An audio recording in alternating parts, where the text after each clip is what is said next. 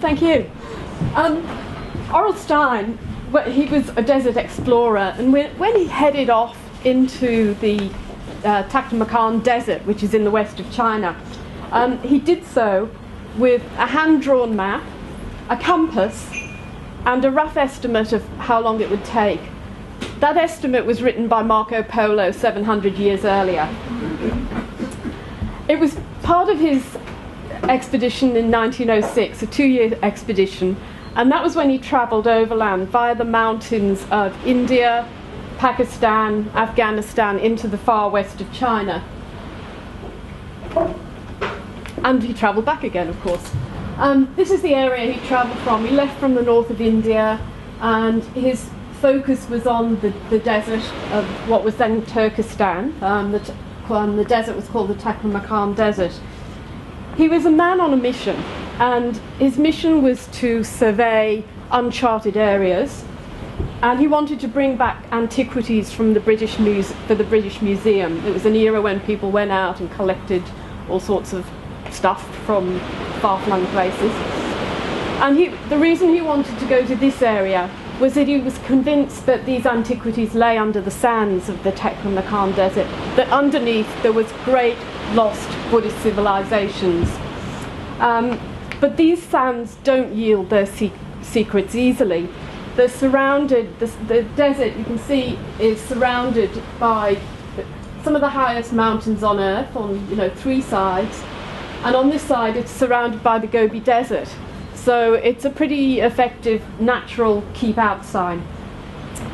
But if anyone could get in there, it would be Aurel Stein. He was a very unusual mix. He was a scholar, but he was also tough as nails.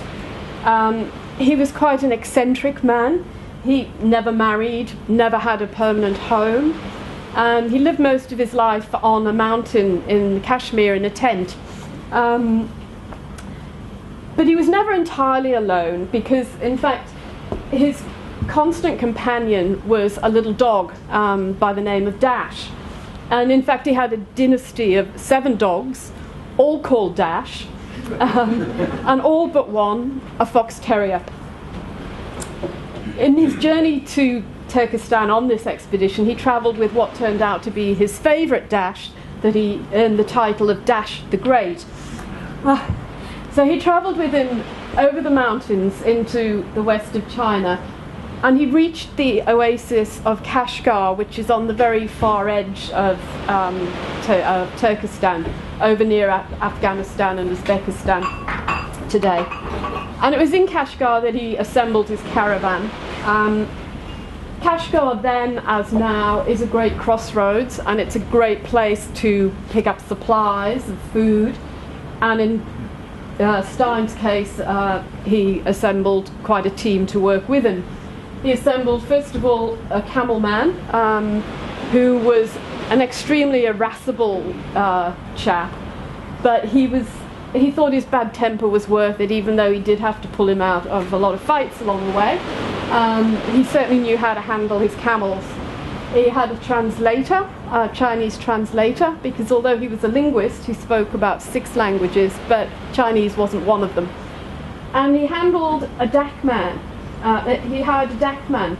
That's his mailman, because of course in 1906 the only way he could communicate with the outside world on this 2-year expedition was by these hardy local men who would carry the mail across from Turkestan, over the mountains into Pakistan, where they'd then get put on a train and ultimately on a ship from Bombay back to England. That was, there was no text messaging then. So he headed out from Kashgar in the height of summer. Those are some of his key men. That's his little dog Dash that he travelled with. And he headed out into the desert from Kashgar in the middle of June, which was so hot that he had to actually travel by night and sleep as best as they could by day. Really, though, it was only possible to travel and explore and do the sort of excavating he wanted to do in winter. So for several months he went up into the mountains nearby to do some surveying, and then he came down into the desert when it had got so cold that at night he used to talk about how his moustache would freeze as he slept, and he'd have to breathe through the sleeve of his fur jacket. His goal at that time was a place called Lulan in the desert, and the reason he wanted to get there was an explorer before him, a Swedish explorer by the name of Sven Hedin, who may be familiar to some of you, had been there some years before, and he'd found this ancient Chinese garrison. It was about 2,000 years old, and Stein was determined to get out there, and he wanted to spend longer. Sven Hedin had only gone for about a week, and the reason was he couldn't carry enough water to spend any longer there. Stein worked out a way that he could travel through the desert to carry enough water, and what he did was he packed camels with 200 kilos of ice. That's about as much as you can put on a camel, and he organized a relay of donkeys. So they travel out into the desert and deposit the ice at various spots along the way, and then the donkeys would come back, driven by several-day-old thirst, and find their way back and collect more ice and go back out again. Some of the terrain was, it was like the desert from central casting. It was rolling sand dunes. But he also had to find a way to mark his way back, because some of the terrain also was kind of clay terraces. So in neither terrain was there any way that footprints were going to survive. And the area is very prone to dust storms, so even if you could kind of mark it with footprints, they're not going to last very long. The terrain varied from those sand dunes to these yardangs, as they're called, which are clay terraces that are carved out by the winds. So it's kind of like finding a way through a maze. These yardangs all face the same direction because they've been carved by a wind that always blows from the same direction. It was really hard terrain, particularly on the camels. They're fine in sand, but on clay their feet crack, and he would talk about how at night he could hear some of the camels bellowing as they were being kind of resold by the local method of having skin kind of nailed to their feet. It was extremely cold, and in fact Stein in some ways was far colder than Sven Hedin had been, because Stein always insisted on sleeping in his tent away from his men. Sven Hedin was much warmer because he would not only sleep with the other men, he had followed the local method to keep warm in this kind of temperature, which was they'd use their coals from their fires at night. They'd dig a pit and they'd cover those glowing coals with sand, and they'd put their felts on top of them. So it was kind of like having an electric blanket in the middle of the desert. This wasn't Stein's way. He was a much more sort of solitary character. But when he headed out into the desert for this part of the expedition, he used Sven Hedin's hand-drawn map to find his way to Lulan, and he reached it after a couple of weeks.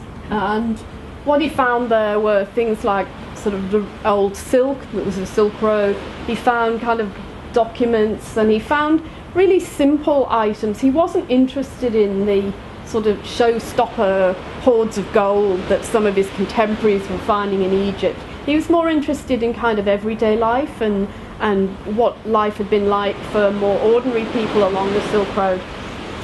But when he got out to Lulan, he did actually find a more recent relic, and what he found there was a tape measure that Sven Hedin had dropped some years earlier, which he packed, took it all the way back to England, and eventually at a very public dinner he presented it to that explorer. He had, that's Sven Hedin. He was a much more flamboyant kind of character and prone to dressing in local costume as well. Of course, these days when you go into the desert, you might find communication somewhat different, as Conrad, my co-author, and I found when we had a camel man who spent most of his time on his mobile phone. After he spent some time at Lulan, Stein's next goal was to go right across to the other side of the desert, to a place called Dunhuang, and to do that he had to travel several hundred miles across the desert, and that was when he drew on Marco Polo's estimate, which, old as it was, proved quite accurate. Marco Polo had estimated about 3 weeks. Stein did it in slightly less, but it was reasonably accurate. His goal, as I said, was Dunhuang, which is an oasis town. And what he was after from that oasis was he'd heard about this network of 500 Buddhist caves that were all carved, hand-carved into sandstone hillside, and they were filled with frescoes, murals, sculptures. Very few, I think perhaps only one Westerner by that stage had been there, and they were little visited even by local people even then. So it was quite a little-known place at that stage. So that was his goal. It took him about 3 weeks to get across, and along the way he actually did make some pretty significant kind of discoveries. He found the extension of the Great Wall of China. That was it's earth packed. It's about a couple of thousand years old. It's not the stone that we think of when we think of the Great Wall, but it survived because of that incredibly dry desert atmosphere. He also found a network of beacon watchtowers. They were again about 2,000 years old, and they'd been used to signal across the desert, across this part of the Silk Road, with flames by night and smoke by day. Sounds quite biblical, but that was how communications were done across the desert in 2,000 years ago. And he also found this place, which is called the Jade Gate. That's, if you like, it's the back door to China. It's where the Silk Road traffic all went through. It was kind of like a customs post. And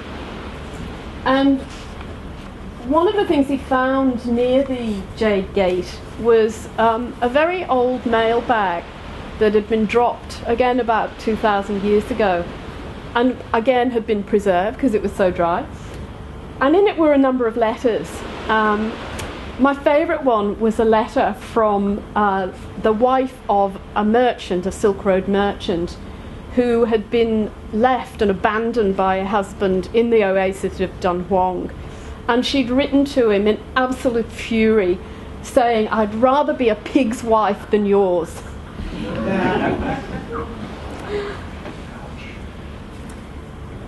He carried on to Dunhuang, and eventually he reached this network of caves. And at that stage, as I said, they were largely abandoned. And he spent about 3 weeks there.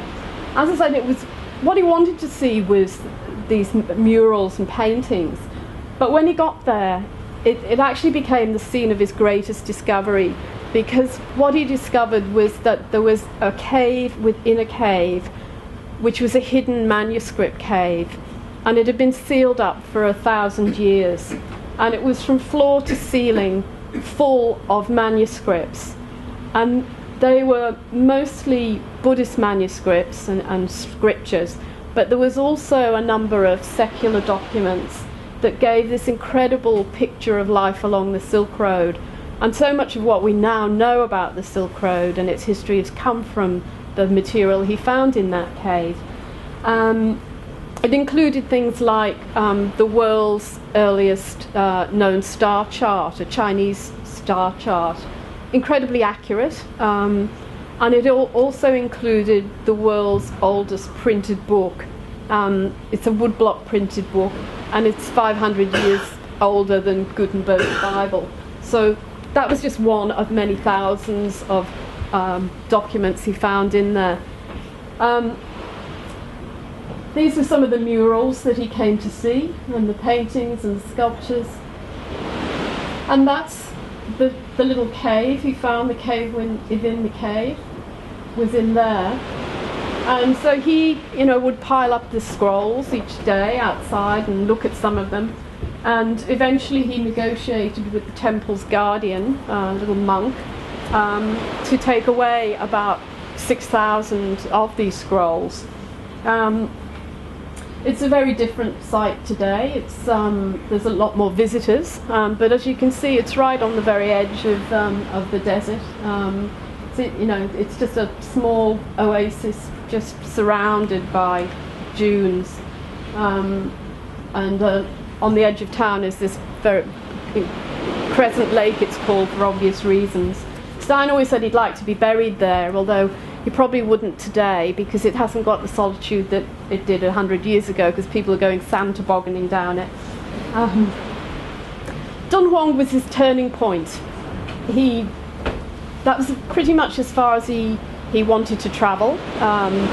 It was a 2-year expedition, and he'd got more than he ever expected to find. And at that point, he had to consider how he was going to get everything back, first of all to India and then on to Britain. And it was at that point he made a really perplexing and a near fatal decision, because what he decided to do to get back from, he'd gone to Dunhuang, he travelled for a while along this northern Silk Route, and then he decided to cross the desert from north to south, and by a route nobody really knew of, and it was very dangerous for this reason. He decided to go down this way. He could have just followed the Khotan River, but he didn't. He decided he wanted to cross this river, the Tarim, and then he wanted to meet up with this river down here, the Keria River. So what he had to do was find the source of the Keria River, or not the source, where it disappeared into the sand. And that was like looking for a needle in a haystack. I'm still puzzled why he chose to do that, because there was nothing he really wanted to excavate on the way. And he was never a reckless man. He planned things very meticulously. But anyway, that was the decision he made, and he headed south with his team, and they hired a guide who took them as far as the Tarim River. He's the most unlikely looking guide, but that was the man he entrusted his life to. But even that guide, although he was apparently fantastic and really knew the terrain, he wasn't going to go any further than the Tarim River that cuts across. Like, he knew how dangerous it was. So Stein, instead of turning back, he decided to press on. And within, I think it was about 10 days, of course, they were still looking for this river, and their supplies were running very, very low. They'd almost run out of food, and they had very, very little water. They were having to ration it each day, lower and lower and lower. By which stage, his men were on the point of mutiny. They actually wanted to go back, but Stein knew there wasn't enough water to go back, that if they turned around it would have been certain death. So their only choice was to carry on in the hope that they would reach the river. They cut down the rations as much as they could, and they were preparing what they called a starvation camp. And I'm always really I feel always a certain horror when I look at this picture, because you can kind of feel the weariness. You look at the animals and you realise, this is very kind of like they're at their wits' end by this stage. And as they were preparing this, what they call starvation camp, Stein decided to walk up one of the very high dunes to have a look. And of course there's a lot of mirages in this terrain. And when he reached the top of that sand dune, in the distance he could see something glistening, and he wasn't sure that it wasn't a mirage. So he sent one of his men off to check out what it was. The man was gone some hours, and when he came back, he was carrying a chunk of ice. he'd actually found the source of the river. So they were, and not before time. I mean, they were really in a bad shape, and Stein himself talks about when the cannibals drank from the river, he could visibly see them swelling. I mean, you could probably see the guys visibly swelling, I would think, too, by that stage. So just in time he'd reached the river, which he carried on down, to the oasis of a place called Khotan, where he then had to pack all the gear that he'd amassed on this 2-year expedition. He had to pack it safely to get, his next obstacle was to get over the Karakoram Mountains to the north of India via Ladakh. He had to make everything waterproof because they were going across many rivers. So he's testing out rafts across the rivers. He got all the tin he could find in Turkestan to line the containers that were made to pack onto their animals to get into the Karakoram range.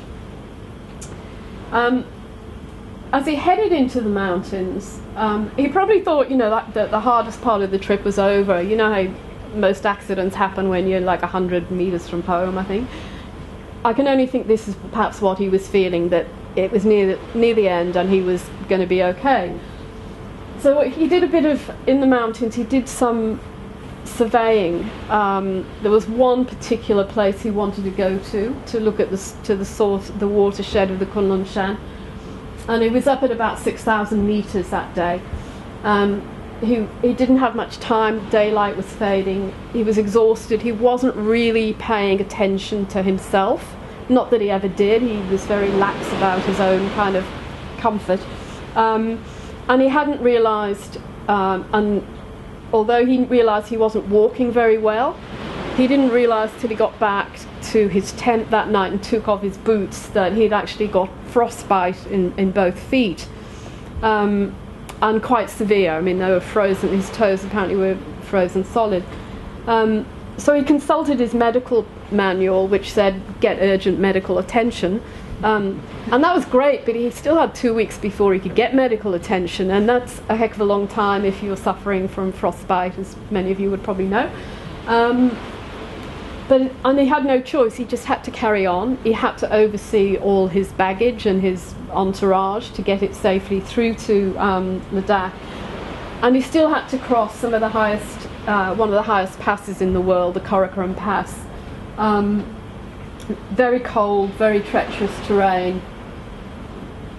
After he got there into Ladakh, where he could finally get medical treatment, and the doctor there amputated several of his toes.